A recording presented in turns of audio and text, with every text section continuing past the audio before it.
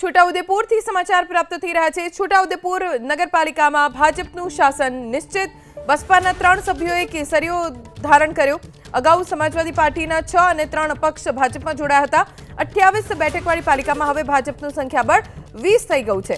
ભાજપનું સંખ્યાબળ 20 થઈ જતા હવે પાલિકામાં શાસન આવશે ભારતીય જનતા પાર્ટીનું। જ્યારે મતગણતરી થઈ ત્યારે છોટાઉદેપુર નગરપાલિકામાં ભારતીય જનતા પાર્ટીને 10 બેઠકો મળી હતી અને બાકીની 18 બેઠક અન્ય પક્ષોને ગઈ હતી, જેમ કે એક કોંગ્રેસને ગઈ હતી, સમાજવાદી પાર્ટીને 6 ગઈ હતી, અપક્ષને 3 બેઠકો મળી હતી। અમારા સંવાદદાતા માજીદ પાસેથી વધુ જાણકારી પ્રાપ્ત કરીશું। માજીદ, છોટાઉદેપુર પાલિકામાં હવે જ્યારે ભાજપનું શાસન નિશ્ચિત છે, બસપાના 3 સભ્યોએ કેસરિયા કરી લીધા છે, હવે ક્યારે થઈ શકે છે પ્રમુખની જાહેરાત?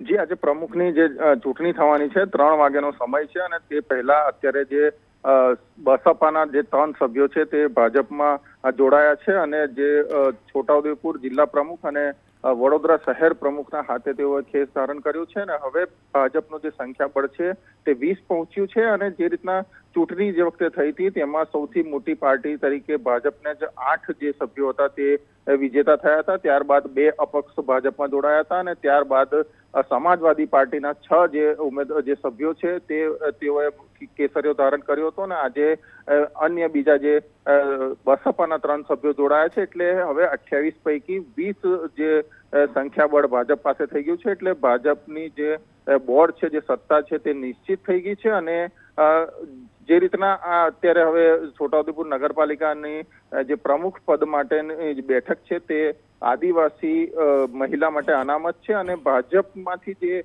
મેન્ડેટ પર જે ચૂંટણી જીત્યા છે એ એકમાત્ર જ જે સભ્ય છે મંજુલાબેન કિશનભાઈ કોલી, તેઓ એકમાત્ર આદિવાસી મહિલા છે, એટલે પ્રમુખ પદે પણ એ નિશ્ચિત હોય તેમ લાગી રહ્યું છે। હાલ મેન્ડેટની જાહેરાત નથી કરી, 3 વાગે જ ખબર પડશે કે પ્રમુખ કે ઉપપ્રમુખ કોણ બને છે। જી, આભાર માજીદ જાણકારી આપવા માટે। છોટાઉદેપુર નગરપાલિકા જ્યારે મતગણતરી થઈ હતી ત્યારે 28 બેઠકવાળી આ પાલિકામાં ભારતીય જનતા પાર્ટીને 10 બેઠકો મળી હતી, 1 બેઠક કોંગ્રેસને મળી હતી, સપાને 6 અને અપક્ષને 3 બેઠક મળી હતી। પાર્ટી સૌથી મોટા પક્ષ તરીકે ઉભરી આવી છે। ભારતીય જનતા પાર્ટીને બોર્ડ બનાવવા માટે જરૂરી સભ્યો